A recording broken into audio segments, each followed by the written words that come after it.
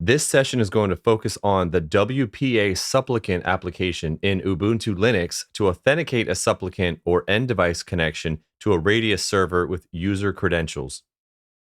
This supplicant is connected to a switch configured for 802.1x to then be authenticated to the Radius server and be granted access to the network.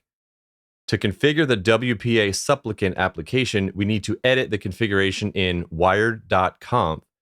So we will navigate to wired.conf and copy in a configuration.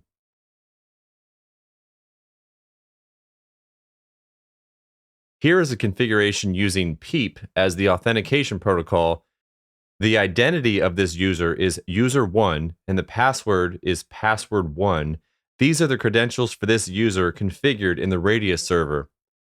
Then we are also using mschap v2 for this connection. Now we can run the WPA supplicant.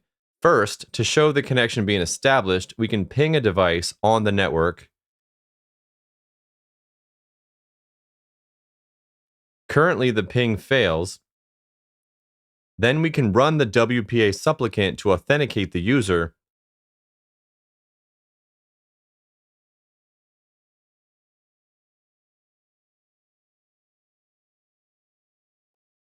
In this example, minus lowercase I identifies the interface being used, which is ENS33.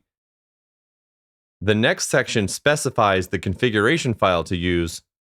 The minus capital D wired specifies the wired Ethernet driver, and the minus lowercase dd enables debug. Let's run the WPA supplicant.